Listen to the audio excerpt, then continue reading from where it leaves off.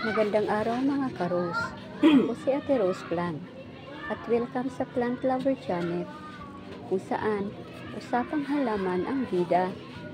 Ngayong araw, pag-uusapan natin ang dalawang pinakamaswerteng halaman na mainam ilagay sa harap ng inyong bahay, ang Giant Alocasia at Bird of Paradise.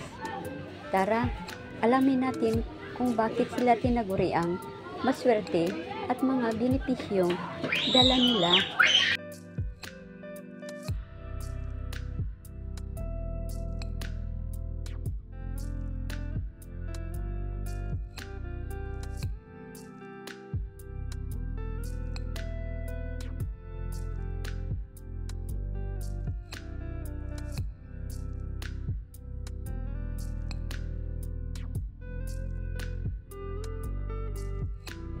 Giant Alocasia. Ang Giant Alocasia ay kilala sa malalaki at makintab nitong dahon na tila hugis puso. Sinasabing nito ay nagdadala ng swerte dahil sa laki at ganda ng dahon nito na kumakatawan sa kasaganaan at proteksyon. Sa Feng Shui, ang mga halaman na may malalaking dahon ay pinaniniwalaang humihigop ng positibong enerhiya at nagbibigay ng balanse sa paligid.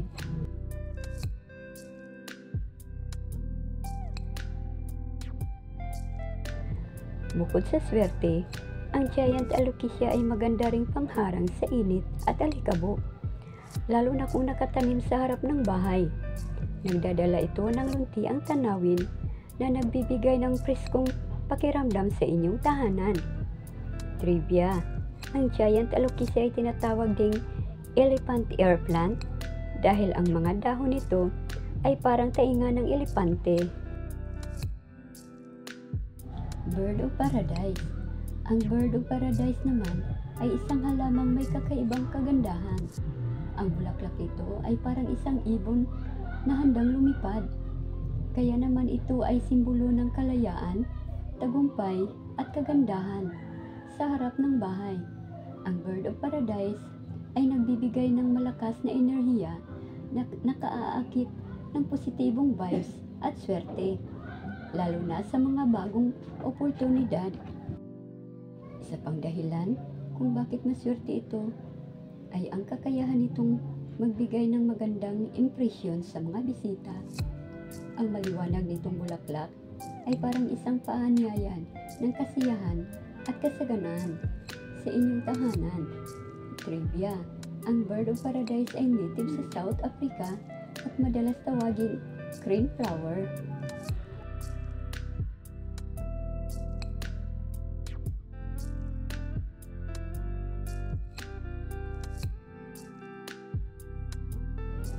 Payo ni Ate Rose Plant.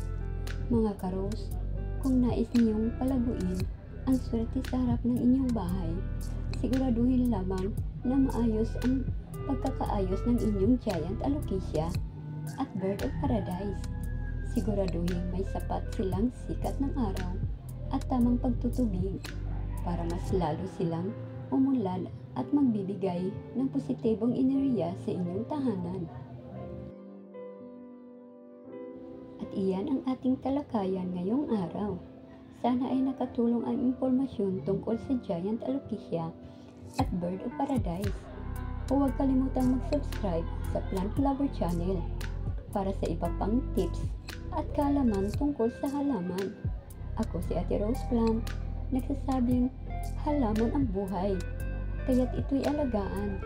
Maraming salamat mga ka-Rose at magkita-kita ulit tayo sa susunod na episode. God bless everyone!